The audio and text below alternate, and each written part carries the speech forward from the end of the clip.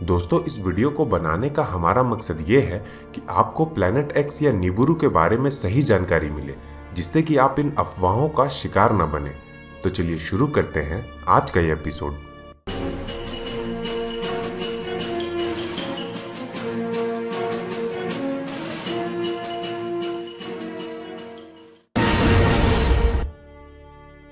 साल 2003 और 2012 में एक अजीबोगरीब समानता थी।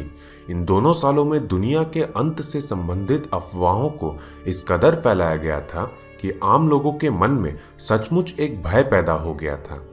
ज़ेचारिया सिचिन ने सालों तक मेसोपोटामियन आइकोनोग्राफी और सिंबोलिज्म को स्टडी करने के बाद सन 1976 में एक पुस्तक प्रकाशित की जिसका नाम था द 12th प्लैनेट। इस किताब में उन्होंने निबिरू नाम के एक अनजान ग्रह का जिक्र किया था जो हमारे सौर मंडल का ही भाग है।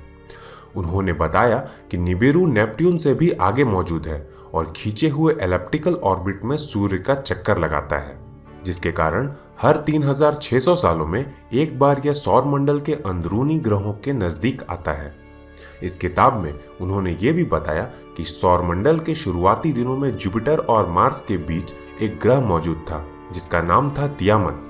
जब निबिरू ग्रह इस ग्रह के नजदीक पहुंचा तो इसका चांद तियामत ग्रह से टकराया, जिसके कारण वो दो टुकड़ों में बंट गया। तियामत का आधा भाग निबिरू से टकराकर एस्ट्रॉयड बेल्ट बन गया, जबकि इसका बाकी का आधा भाग निबिरू के दूसरे चांद से टकराने के कारण एक नए ऑर्बिट में पहुंच गया, जिसे आज हम पृथ्वी के नाम से जानते हैं। सिचिन के अनुसार निबिरू ग्रह में एक अति विकसित सभ्यता निवास करती है जिसे सुमेरियन मिथ में अनुनाकी कहा गया है, जबकि जेनेसिस में इन्हें नेफिलिम का नाम दिया गया है। उनके अनुसार ये सभ्यता तब विकसित हुई जब निबिरू हमारे सौर मंडल में एंटर हुआ।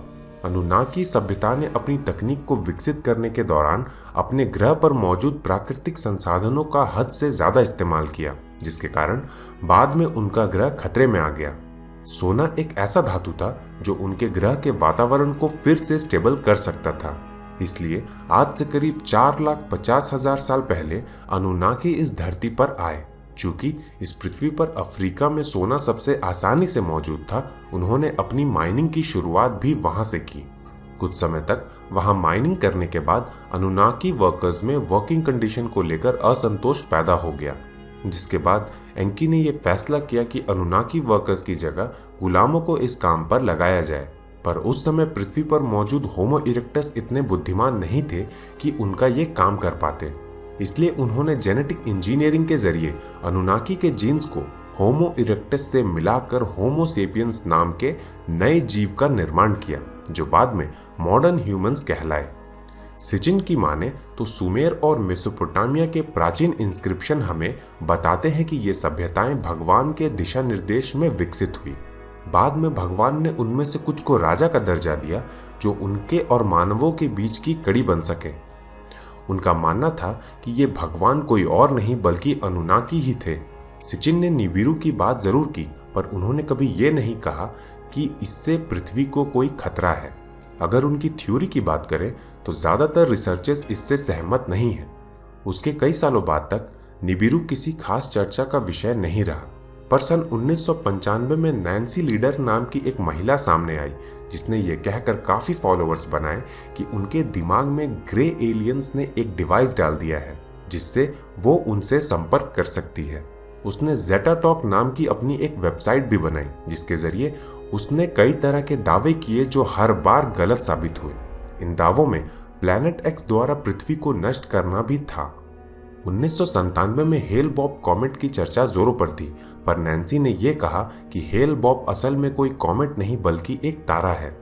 इसे नासा बस इसलिए इस्तेमाल कर रहा है ताकि लोगों से प्लैनेट एक्स को छुपा सके। बाद में उसका यह दावा पूरी तरह गलत साबित हुआ जब हेल बॉब उस सदी का सबसे चमकदार और सबसे लंबे समय तक दिखने वाला कॉमेट बना।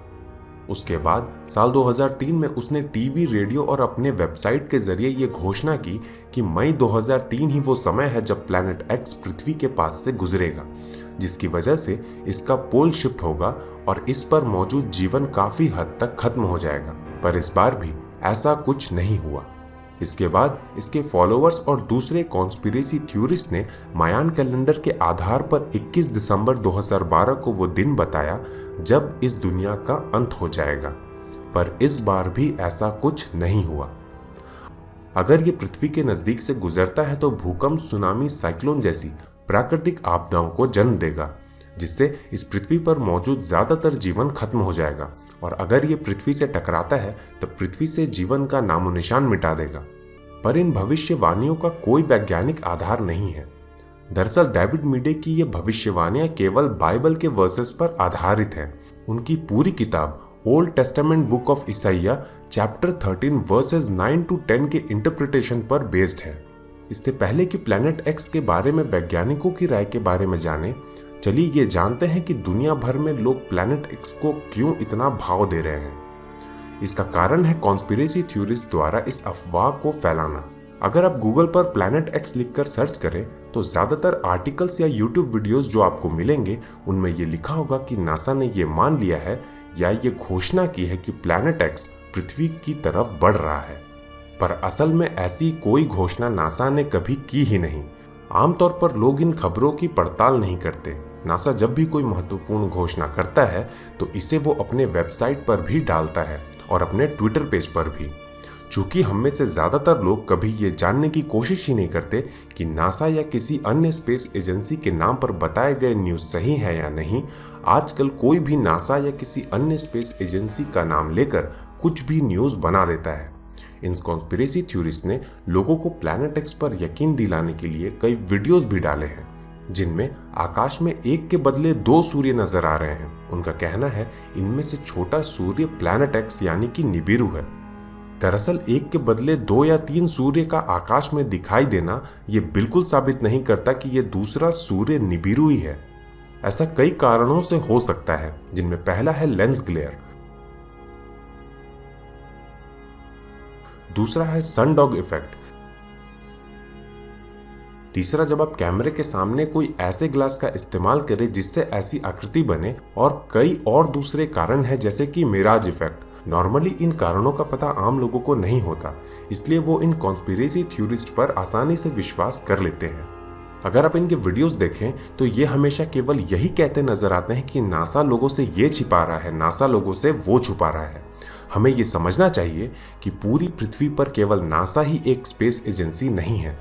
अगर कोई ऐसी घटना होती है तो दूसरी स्पेस एजेंसीज को भी इसके बारे में पता चलेगा और इंडिपेंडेंटली काम कर रहे ऑर्गेनाइजेशंस को भी। चलिए अब जानते हैं प्लैनेट एक्स के बारे में वैज्ञानिकों की क्या राय है। कुइपर बेल्ट में कम से कम 5 ऑब्जेक्ट्स ऐसे हैं जिनका ऑर्बिट बिल्कुल अलग तरह का है, जिसका कारण वैज्ञानिक समझ नहीं पा रहे हैं। मैथमेटिकल मॉडलिंग और कंप्यूटर सिमुलेशन के आधार पर जब वैज्ञानिकों ने इसे समझने की कोशिश की तो वो इस नतीजे पर पहुंचे कि शायद ऐसा किसी ग्रह की मौजूदगी के कारण हो रहा है जिसके बारे में हम अभी तक नहीं जानते। उनकी संभावना के अनुसार नेपट्यून से आगे एक ग्रह हो सकता है जो मास में पृथ्वी का 10 गुना हो। अगर इसके ऑर्बिट की बात करें तो इसकी दूरी पृथ्वी और नेपट्यून के बीच की दूरी का 20 गुना होगा, जिसके कारण इसे सूर्य का चक्कर लगाने में 10,000 से 20,000 साल का समय लगेगा। ये समय काफी ज्यादा है क्योंकि नेपट्यून को सूर्य का चक्कर लगाने में मात्र 165 साल लगते हैं। तो क्या इसका मतलब यह है कि नासा ने प्लैनेट एक्स को ढूंढ लिया है? बिल्कुल नहीं। इसके बारे में जो भी बातें की गई हैं वो केवल मैथमेटिकल मॉडलिंग और कंप्यूटर सिमुलेशन मॉडल पर ही आधारित हैं। असल में हमें ऐसा कोई ग्रह अभी तक नहीं मिला है। नासा ने इस हाइपोथेटिकल ग्रह को प्लैनेट 9 का नाम दिया था, पर कॉन्स्पिरेसी थ्योरिस्ट ने इसे प्लैनेट एक्स कहना शुरू कर दिया, जिसकी शुरुआत निबिरू के नाम से हुई थी। वैज्ञानिकों की माने तो अगर कोई ऐसा ग्रह वास्तव में मौजूद भी है तो भी इससे पृथ्वी पर जीवन को किसी प्रकार का कोई खतरा नहीं है। यानी कि प्लैनेट एक्स के कारण दुनिया का अंत होने वाली बात केवल एक इंटरनेट होक्स है। एस्ट्रोनॉमर अलेक्जेंडर की माने तो प्लैनेट एक्स असल में किसी दूसरे सोलर सिस्टम का हिस्सा था जो सूर्य के गुरुत्वाकर्षण के प्रभाव के कारण सौरमंडल का हिस्सा बन गया है। उनके अनुसार सूर्य और प्लैनेट एक्स का मूल तारा अपने निर्माण के बाद एक ही स्टेलर क्लस्टर में मौजूद थे, पर जब दोनों तारे एक दूसरे से अलग हुए तो प्लैनेट एक्स सूर्य के प्रभाव में आकर सोलर सिस्टम का एक हिस्सा बन गया।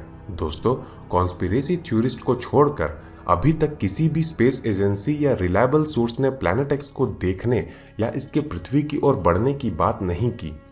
अगर ये पृथ्वी से इतना ही नजदीक होता तो स्पेस और जमीन पर मौजूद हमारे पावरफुल टेलीस्कोप्स इसे कैप्चर कर चुके होते, पर ऐसा कोई भी ऑब्जेक्ट अब तक देखा नहीं गया है। ऐसे में प्लैनेट एक्स का पृथ्वी से टकराने या इसके नजदीक से गुजरने के कारण दुनिया के अंत होने जैसी बातों का कोई वैज्ञानिक आधार नहीं है। इसलिए ऐसी बातों, न्यूज और यूट्यूब वीडियोस पर भरोसा न करें। दोस्तों, आज के इस एपिसोड में बस इतना ही। आशा करता हूं कि यह एपिसोड आपको पसंद आया होगा। अगर ऐसा है तो इसे लाइक और शेयर करना ना भूलें। अगर आप इस चैनल पर नए हैं तो इसे सब्सक्राइब जरूर करें। तो दोस्तों, मिलते हैं अगले एपिसोड में। तब तक के लिए नमस्कार।